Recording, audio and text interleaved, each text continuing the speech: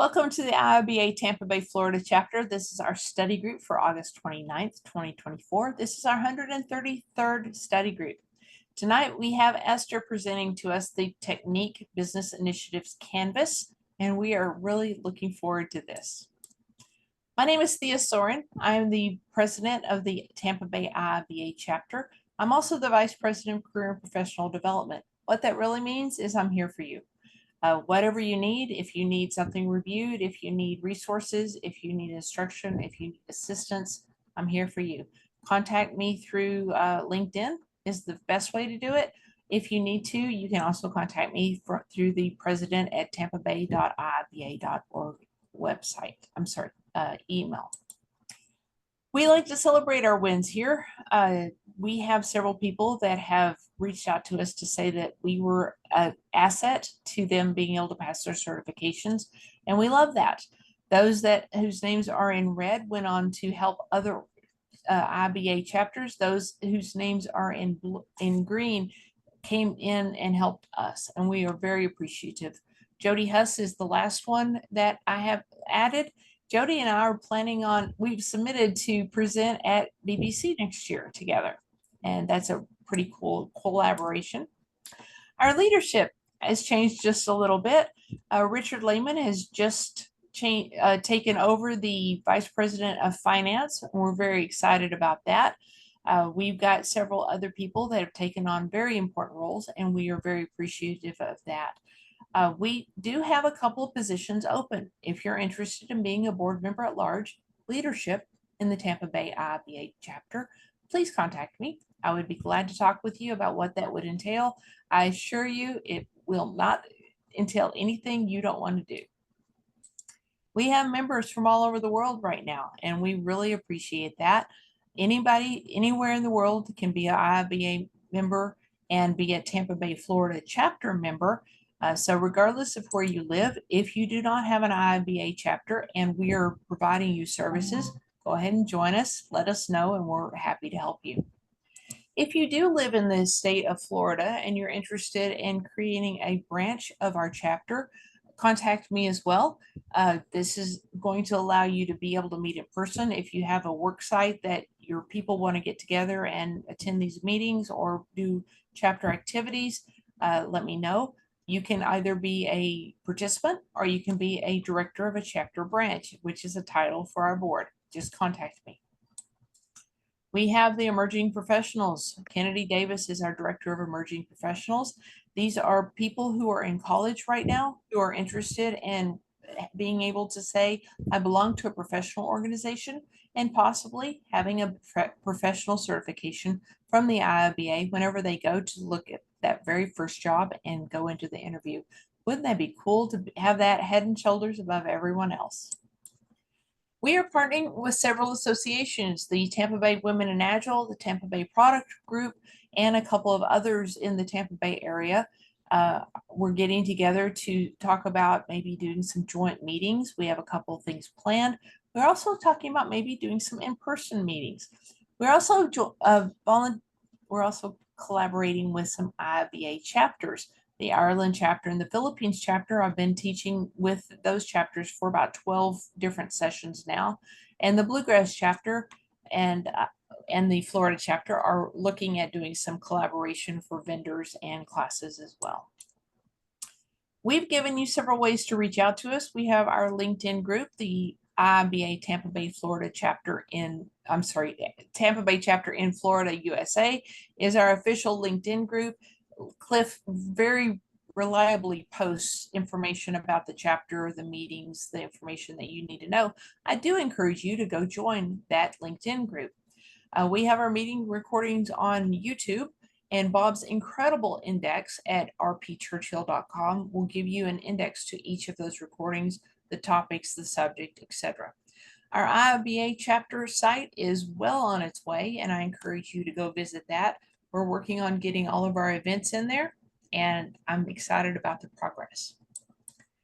We have our chapter advisors, Bob Churchill and Esther. Esther is the one doing the presentation tonight, so that's even better. These are folks that have passed their CBAP certification, and they are here to advise us and provide information. Again, you can see RP Churchill babok.com there. This is the RP Churchill I was talking about. We are talking about the top 3 certifications on this page, the ECBA, the CCBA, and the CBAP. We also have 4 other certifications the IIBA offers. If you want any information about these, feel free to reach out to me, or you can go to the IIBA website. I have exciting news from Watermark Learning. They have increased our discount to 40% off of any of their products. So if you use the same discount code, Tampa21, it will now give you a 40% discount. We do appreciate that. We also have a new partnership going with Adaptive US. They are in the process of generating the discount code. It will give you 20% off of any of their products, excluding the IIBA fees, which they call a bundle with their classes. So that's pretty cool. So folks, this is the very last days of this month, which means it's the very last days. You have the opportunity to have 15% off your renewal. This is not a brand new membership. This is renewal of an existing membership. But if you go ahead and pay for it now, you have 15% off. Tonight we have Esther. She's going to be talking about the Business Initiatives Canvas. It's a powerful tool designed to help teams of all sizes visualize, prioritize, and manage their projects effectively. Key takeaways: understand the components of the Business Initiative Canvas and how they work together. Learn how to use the Canvas to align your initiatives with your strategic objectives. Discover how the Canvas can improve communication, collaboration, and decision-making within your team, and gain practical framework for managing projects effectively and achieving your goals. Esther, I'm going to turn the screen over to you. Take it away. Okay, thank you very much, Thea. Thank you, everyone. I would share my screen shortly. Okay, could everyone just let me know if you can see my screen? We can see it. Thank you. Got it. All right. Okay, so I'll say good evening, everyone. Today we're just going to be looking at something. Oh, sorry, this did not start from the very first slide. Good. Okay. So I think I would say firstly, what comes to mind when people hear the Business Initiative Canvas is what exactly are we speaking about? What exactly are we talking about? Now, it's more familiar to people if I call it the Business Model Canvas. I believe, is there anybody that hasn't heard what the business or about the Business Model Canvas? If this is your first time, can I see a raise of hand? Is there anyone that hasn't heard about the Business Model Canvas? Okay, so it might be relatively new to some people, but the truth is this is a technique, this is a tool that has been in use since ages. Like when I mean since ages, it's been there. And because of the way teams tend to develop over the years, then there comes a time when it resulted to a nomenclature change. Now, a nomenclature change doesn't mean it's no longer called the Business Model Canvas, like the BMC. But say for an agile team, for example, that's where they call it the Business Initiative Canvas. Now, one thing about this is this tool, it might not be in use right now in our world of today, but the truth is we still have so many companies, we still have so many managers that still prefer the traditional method of business analysis, that still prefer where we go back to the foundation, where we go back to the basics and try to understand every component of every project, try to understand every component or every aspect of every initiative. Now, the Business Initiative Canvas is all-encompassing. It's made up of 9 building blocks. We'll go through the building blocks as we go on, but this is a very powerful tool that helps every team to align its strategy and project execution. Now, just a minute. All right. So, like I mentioned earlier, it's a powerful tool. It also helps businesses or teams to basically bridge the gap between their planning and execution. A few of my friends on the call would say Esther is kind of a fan of the word bridging the gap. The truth is the gap can actually be bridged in different scenarios, in different processes, in different cases. But one thing about the business initiative canvas is it basically helps to ensure that daily activities that the business is working towards, that the project, the activities of the project, everything is basically aligned to the strategic goals. Say, for example, in my organization right now, if we're working on, say, a project charter, we need to have a solid business case that links to the strategic goal of the entire college. And not just links to the strategic goal of the entire college, I need to have a strategic goal of my department as well. So even though the college has a strategic goal, the department is also has its own strategic goal. So if I'm working on a project, I need to have a link between, oh, this project has to meet up with this goal. But how do I meet up with this? It now goes into the tasks, the subtasks, the mini task, everything that basically goes during the project lifecycle. So basically, the BIC is there to help every team execute their project effectively, efficiently, and successfully. Like I said, not many organizations make use of this, but the truth is it makes you stand out if you can actually visualize your work, if you can actually visualize your steps. And it makes it like, it's also it builds collaboration. If you're doing this, say you have a team, a project team, you have a project team of say 9 people. Oh, I think you need to work on what would be our key activities in this project. I think you need to identify what would be the channels we're going to make use of in this project. I think you need to understand what partnerships we should begin to explore. So it basically breeds collaboration among every team. Like every team members, we are able to collaborate, we're able to share ideas. And the fact is, no one is an island of knowledge. When you have a pool of ideas, you have a pool of contributions, it reflects in the quality of your outcome. It reflects in the quality of your deliverables. So when you have these shared perspectives, you have these shared views coming from different members of the team, it helps your business initiative canvas to be robust. It helps it to be highly qualitative and like something that would actually be effective to align strategy and execution. It ensures that the daily activities are aligned with the strategic goals as much as possible, reducing waste and increasing productivity. Say, for example, we have already identified that for a particular project, we are dealing with the Gen Zs or people with a particular age range. And all of a sudden, someone says, oh, I think we should work on, it's not even within the scope of the project. And someone says, we need to work on the elderly. We need to work on people between the age of 60 to 75. Now, we know that that is not, or that was not initially identified in the scope. At that point, if we decide to take on that initiative, we decide to take on that addition, that more like a scope creep, it's an additional requirement, and it's not even required. It's like waste. It's waste as much as possible. Now, the BIC helps us to reduce waste and also to increase productivity. So we've mentioned how it's a strategic planning tool. It's designed to help organizations to visualize, design, and manage their business initiatives. Now, it also provides a structured framework for understanding the key components of a project or an initiative.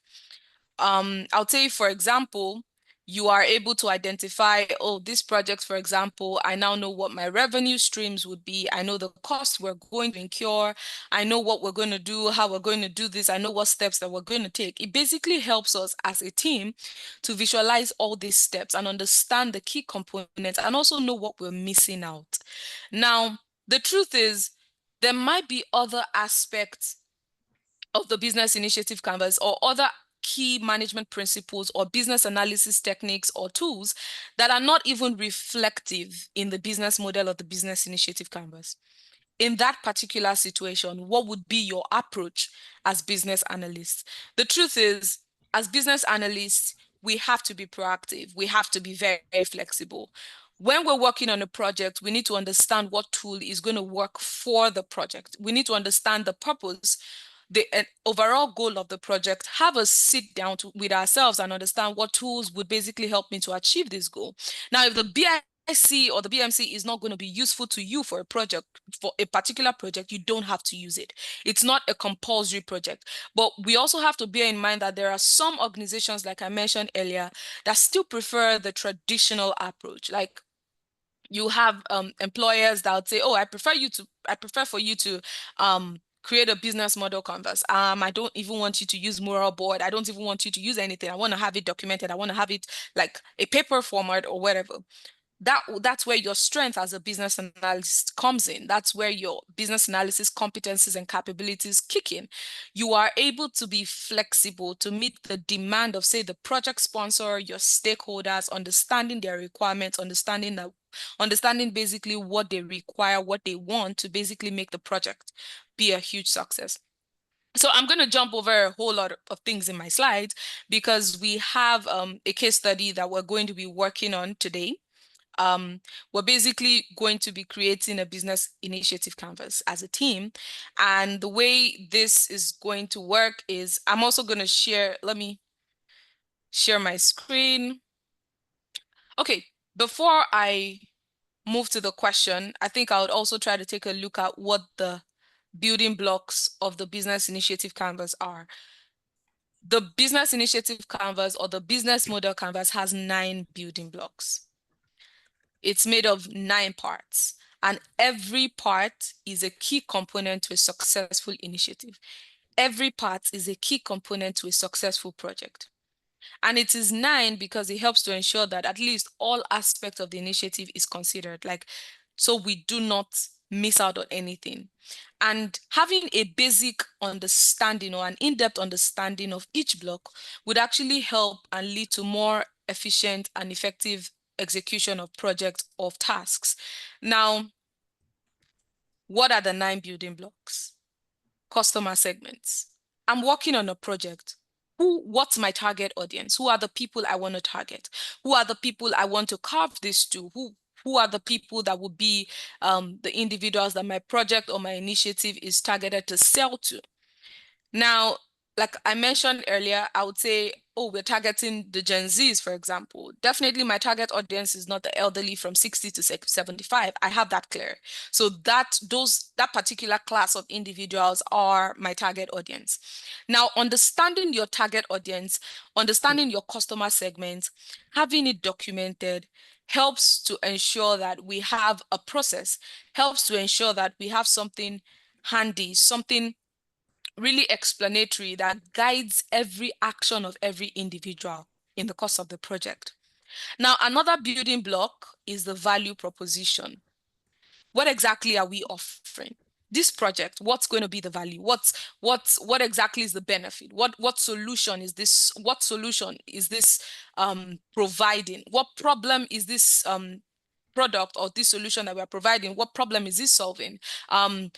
Like, what exactly are we trying to achieve with this? What exactly are the benefits? So the value proposition helps us from the perspective, and this is not just from the perspective of we as business individuals or business analysts. Remember, as business analysts, we also have to put ourselves in the shoes of our end users, in the shoes of our consumers, and also try to understand what benefits do you think would be what benefits would my consumers get from this? What benefits will the end users get from this product? So when you're drafting the value proposition, you're looking at it from different perspectives: an internal perspective, an external perspective, an organizational perspective, an end user perspective. It basically helps you to chart whatever step you are working on in the project to ensure that this value is realized. And the value proposition, when it is clearly identified, when you're working on, say, your lessons learned at the end of a project, it can actually serve as a form of KPI. Like, okay, we were able to achieve this because this is a benefit we had initially identified, and we're actually able to meet that could form, or that could serve as a form of KPI. We also have the channels. Some management principles, business administration principles would say, oh, the channels of distribution. The thing is, what this basically entails is, how do you determine the way you want to reach and deliver value to your customers? What exactly is the process? How do you want to do this? Do you want to do this through social media? Do you want to deliver value through the social media? Do you want to deliver value? You just find there are different channels, there are different means, there's B2B, there's B2C. It also depends on the kind of organization that you belong to or the kind of initiative that you're working on. Then we have the customer relationships. As a customer, what relationships are you trying to build with your customers? Like, you need to establish the type of relationship you are going to be having with your customers when building your BIC and also in the course of the project. So that actually also needs to be clearly defined in the business initiative canvas. Then we have the revenue streams. This project that I'm working on, this initiative that I'm working on, what are the revenue streams? What would be the source of income? Now, it's not every project that would have a revenue stream. The revenue stream might be intrinsic. It might be extrinsic. Now, this has a lot of debates to it. And I think I want to open the floor at this point to anybody that wants to speak on this. Now, what do you think, or what do you see where people say revenue for a company could be intrinsic or could be extrinsic? Does anybody want to contribute to that? Let me stop sharing and I'll hear from everyone. I think it's easy to say it's going to be extrinsic if you're selling your product to the public. It's like, okay, we know that's money coming in. How would it be intrinsic? How about if you're just delivering value and not anything financial? And maybe the result you get is goodwill. There are many organizations, especially corporations, that they have someone, for instance, not so much anymore, but it used to be the copy center. You know, if you needed copies, you would send it to the copy center, and then they would figure out how much it was, and they would charge back to your cost center. So it could be within the organization, not just external. Okay. Do we have anybody with another perspective? China says a fuzzy feeling. What about tips? Is this intrinsic or extrinsic? Okay. Are you asking us or you're asking a question? It's yeah. What about, I mean, can tips be considered as revenue stream? Well, I would say a scenario I am looking at is, say, a restaurant where we have people that serve. The tips don't even go to the company, if I am correct. It goes to the service directly. So if I'm going to call that a revenue stream, I won't call that a revenue stream. That, based on that context, I wouldn't call that a revenue stream for the organization or for the restaurant. I'm going to call that a revenue stream. I'm going to call that a revenue stream for the server. And the server is just a stakeholder. It's the server is not the business, it's not the initiative, it's not the project that's being worked on. So I wouldn't really call that a revenue stream. But people would always say a revenue stream can be in form of goodwill, the goodwill you get for delivering value. Say you have trainings, you organize trainings, the revenue stream can be from the positive feedbacks that you get. And let's also forget, from the accounting perspective, that goodwill is also an intangible asset.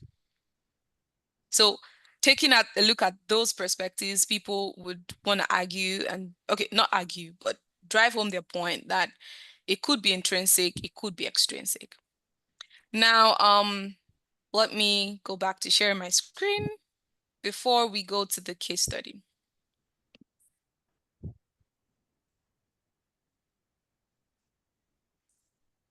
Okay. Then we would also be looking at what would be our cost structure, or what would be our key resources. The cost is still somewhat down.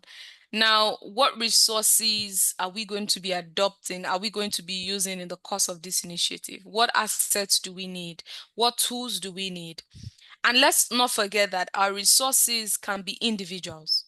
Our resources don't have to be like something just money alone, just finances. It could be individuals. Let's not forget that our time is also a valuable resource. Availability, stakeholder availability. We need, say, IT resources for a particular project, and one of the IT members just resigns. That's already a shortcoming on the side of the project, or not a shortcoming, a setback that could, especially determining or looking at the fact that such resource might actually be very important to the project. What effect is that going to have on the project? Then we look at the key activities, the core actions that will be required to achieve our objectives. Then another part would be the key partnerships.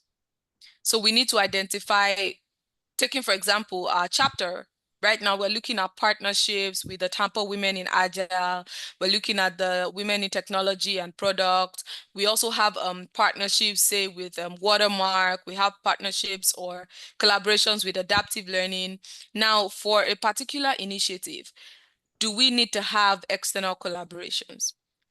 Even within an organization, as long as it's outside, say, this is a project that I'm working on that requires, I am in the IT department, I need a collaboration from the marketing department. I need to collaborate with the marketing department. I need to collaborate with the athletics department. I need to collaborate with this department. So all those external collaborations need to be identified. So if, for example, I'm working on a project that requires government interaction or government regulations, I need to have at least a form of partnership with a government official, maybe for licensing or any necessary or very important need. So these things basically helps to identify the things that we're working on in the business initiative canvas. The cost structure, we need to understand what expenses we're incurring as well in every initiative. So the next thing we're basically going to do is to go to the case study. Now, this is what the case study actually looks like. Now, this is a company. We're looking at currency exchanges and transactions. Now, the company is called Finex. This is a hypothetical company. Now, at this point, one major thing we're trying to achieve with this case study is to put on our thinking cap, our creative thinking, problem-solving skills, our abilities to take initiatives, our abilities to identify problems from a similarly difficult problem, or to identify solutions from a similarly difficult problem. Now, this is a company that is headquartered, say, in San Francisco, and they provide currency exchange services, international transactions. Now, basically, what they were created for is to address every inefficiencies in traditional cross-border financial services. Now, where the customers would face high fees, high transaction fees, maybe lack of transparency, slow processing time, slow processing time, and different other issues. Now, we are not limited to these challenges as well. You could actually think outside the box and, oh, for this particular company, what problem would they likely be facing, or what problem or what initiative or what value were they actually looking at proposing? Now, their mission is to make international financial transactions as seamless and cost-effective as possible. Now, this company doesn't just deal with traditional cross-border financial services. Their major technology is the blockchain technology. Now, for anybody that knows me, I'm a big fan of the blockchain industry. Now, this company leverages the blockchain technology, and their platform enables users to basically conduct every transaction with minimal fees, with high security, with now another benefit of the blockchain technology is there's transparency, there's high security, like everything you're doing is secured. And this platform is designed to cater to a diverse customer base, including individuals, small and medium-sized enterprises, and large corporations. Now, I'm going to stop sharing my screen at this point. And basically, what we're going to do is create a business initiative canvas. Now, the way this works is I'm going to share a screen to the mural board. Now, this board, everybody is going to have guest access to it. Now, what this does when you have guest access is you're going to have access to the board. You're going to be able to edit. You're going to be able to edit just some specific parts of the board. Now, I'm going to share my screen, and I'm going to post the link in the comment section just to be sure that everybody has an access to it.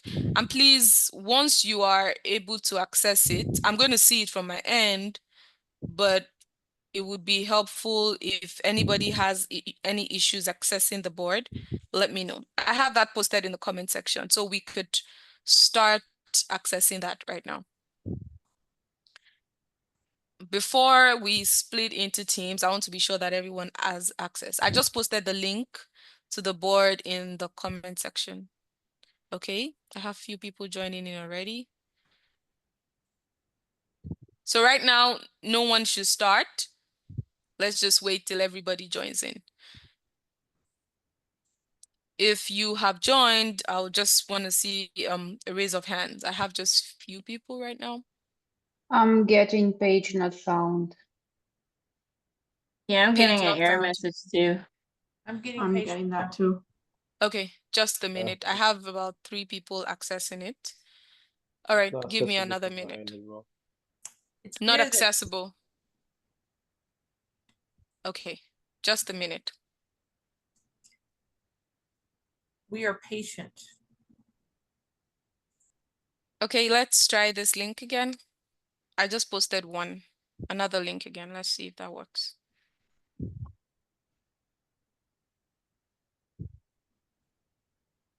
Does that work? Yeah, this one like it's working. Some worked. It's coming up now. It's working. All right. Okay, good. Do we need to log in, or is it possible to You be just a visitor? Yep, you need to come in as a visitor and just type a name that you are going to use. Okay. Now, the way this works is everybody is going to be in 3 teams. We have team 1, team 2, and team 3. Now, I want to be sure that everybody has access to the mural board. By the right-hand side, let me also share my screen so we would understand what I'm saying.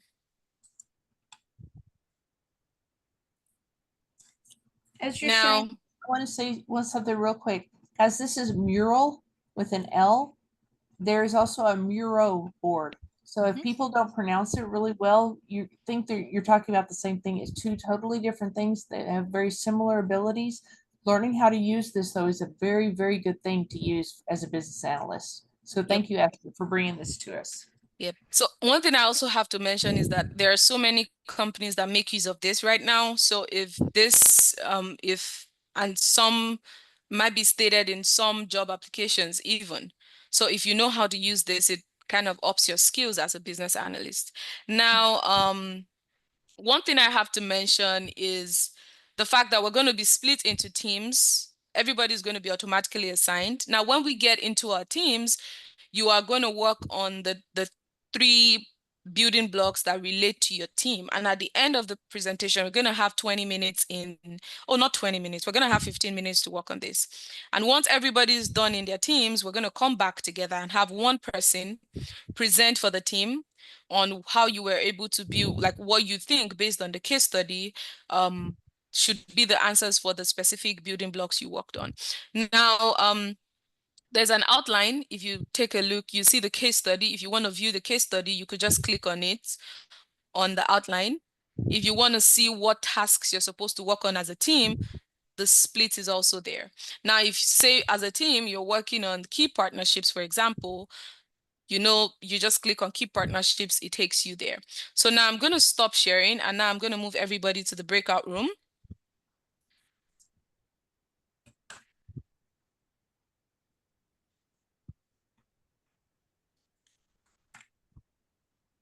Just a minute, trying to do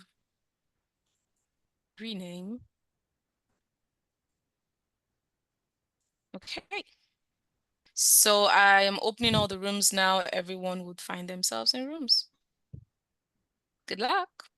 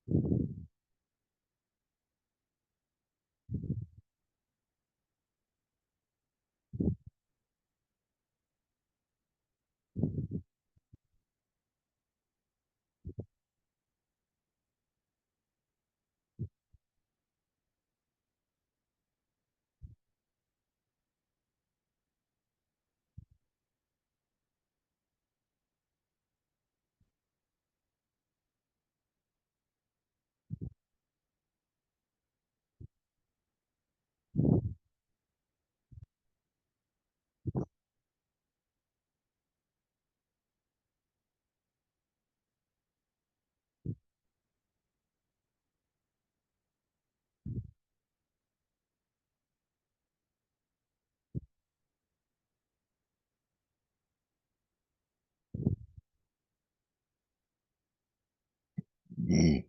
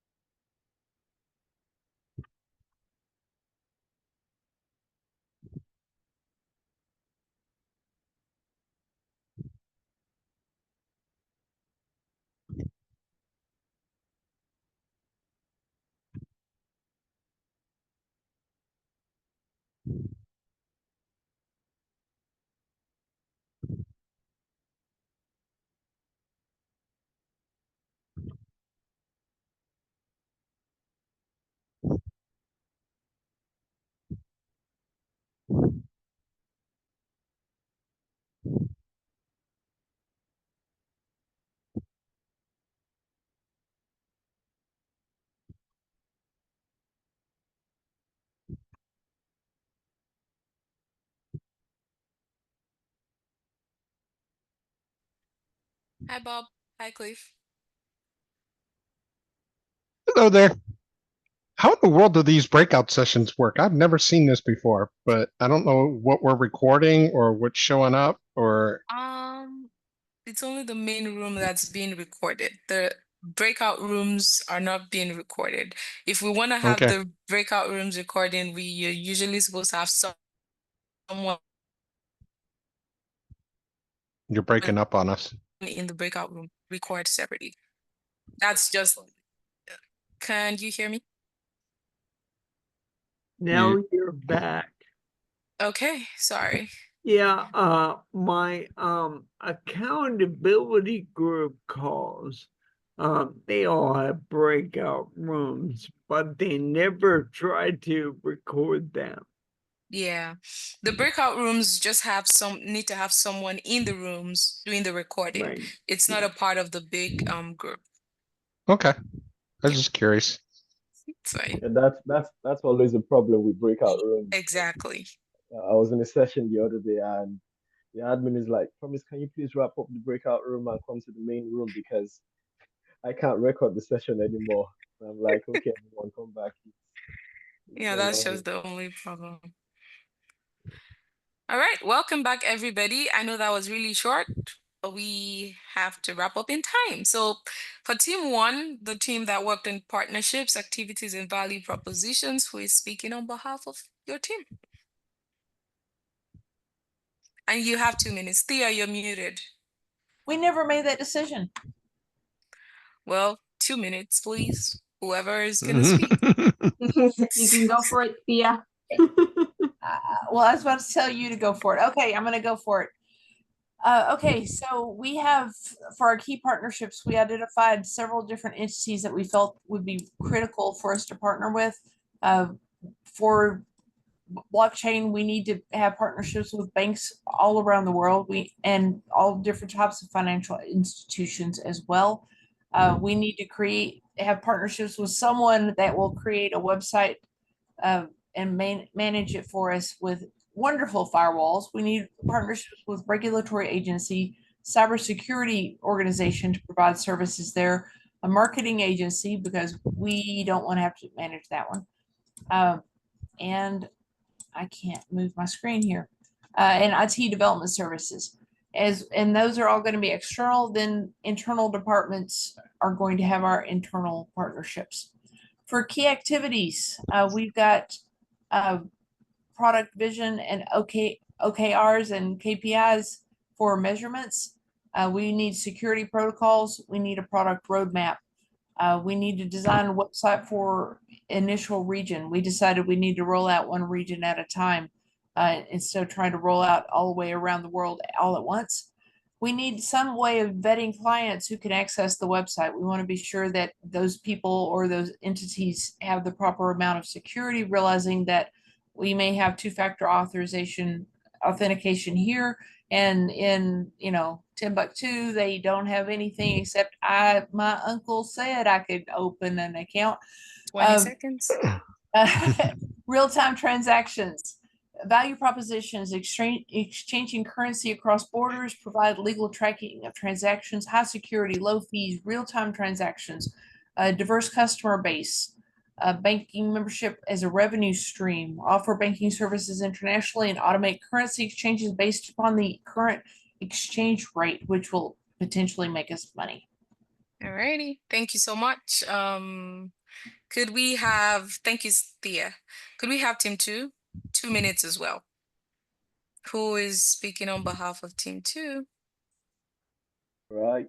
I will be speaking on team two. Yeah, so we covered a bit of customer relationships, customer segments, and channels in the value chain.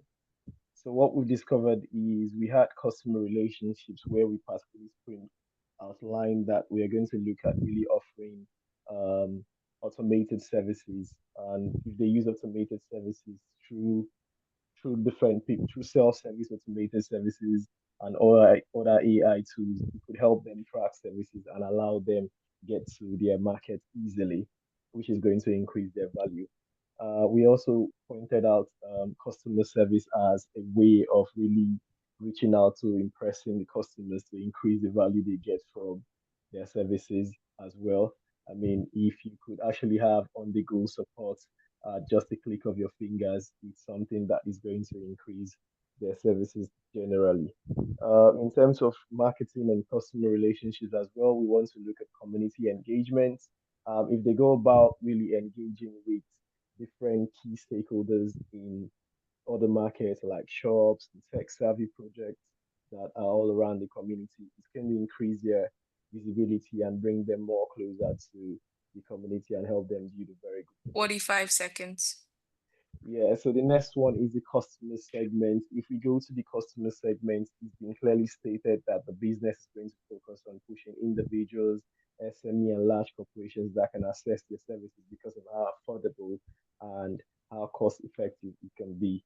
If we look at the other areas of channels, they're going to use digital platforms like web and mobile, allows them for good integration.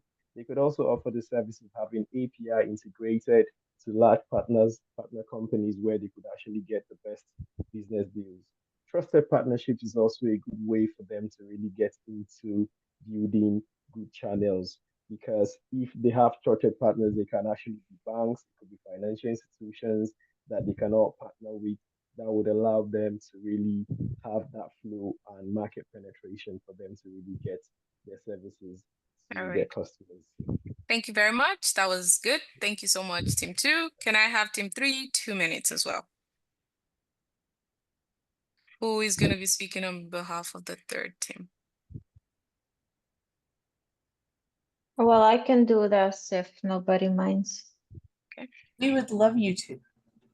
Okay, thank you. So as for the key resources, so we decided that the key resources are intellectual and human resources. So we put here the IT department, those guys that develop our platform, and the security team in it, because I mean, a payment industry should be very secure.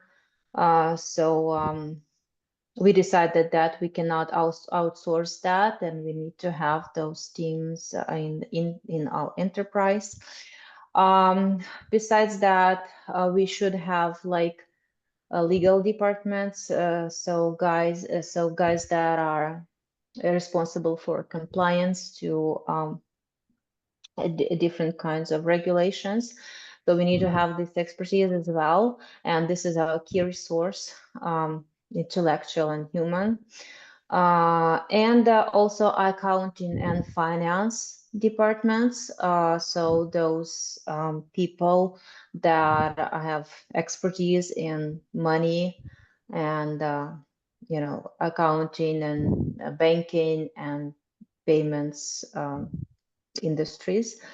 So as for the other resources, I would add here the IT infrastructure we should possibly have, and besides that, we should have expertise in blockchain, but maybe it is also in IT department as well. So as for the cost structure, so we decided that, I mean, there are many costs involved, but if we focus on key costs, that would be a salary, of course, for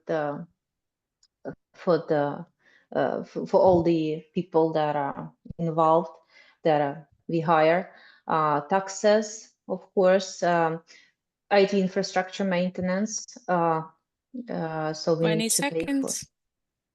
and advertising and marketing. So we need to, advertise. So we need to acquire clients, customers somehow. So that's also our key costs. As for the revenue streams, so we do not know the exact business model, so we just had to guess. We decided that there will be transaction fees. Maybe they will be low, but anyway, we need to make money somehow. So taking fee for transactions, maybe subscription fees as well. And the third was the down payment, maybe payment for one-time payment for enrollment Okay. into the platform. Yeah, so that's it. All right. Thank you very much. And I want to say firstly, thank you very much to everyone for trying this out. Now, the truth is, or in conclusion, I know this case study is hard. That's the truth. Not everybody has the finance background. And I think it was during the meeting we were talking a bit about finance, and I think also on LinkedIn earlier this week, I've been seeing posts on how many people are not fans of the finance industry, how delicate it is, all the blah blah blah. But the truth is, most of the time we do not have control of whatever industry we find ourselves in. So as a business analyst, flexibility is key. As a business analyst, critical thinking is key. As a business analyst, your problem-solving skills should be key. Now, when as much as possible, we encounter different challenges. This is just one out of many problems or many case studies or many issues that might come up in an organization. It might be a financial organization that doesn't even make use of the blockchain technology. But as a business analyst, understanding your domain, having critical knowledge and critical understanding of the business knowledge, the business model, it basically helps in the long run as business analysts. It helps us to develop our skills, recommend solutions that really matter, and ensure that as business analysts, we're actually creating that change. We're actually making that change in every organization we find ourselves. Now, the truth is I have answers to this. But as business analysts, we see from different angles. The way I would see this is different from the way you would see this. If you want to take a look at my answer, you can reach out to me on LinkedIn. I'll definitely share my answer with you. But at this point, I want to say a very big thank you. We've overshot our time by 2 minutes. I want to say thank you very much to everyone. Okay, thank you so much, Esther. Thank you for bringing this technique to us. As a board member, I'm so proud that you are part of our board and part of our leadership. I love that our board steps up. Next week, this is what we're going to be talking about, guys. I'm ready for this? We're going to talk about business analysis centers of excellence. There are companies that have been doing it for 10 years and they're very mature. There are companies that have just begun in the last few years creating a business analysis center of excellence. And then there's lots of companies that want to know, why do I even want one? Or how do I create one? What are the first steps? What are the things that you don't want to do? What are the things you want to do? I'm inviting several people that are interested from around the world to participate. And hopefully I'll have some SMEs come in. We're going to just have this conversation. So I encourage you to spend 15 minutes this week and do some Googling on what is a business analysis center of excellence, what its purpose, what can it do for me? What you might find is that you yourself need to create a business analysis center of excellence for yourself, for your team, for the future BAs that are going to be coming on board. So join us for that. I'm really looking forward to the conversation, and I do encourage you to come ready to ask questions. Okay, I'll see you next week. Esther, again, thank you very much. You rock. I'll see y'all next week. Bye, guys. Hi, everyone. Bye, everyone. Take care.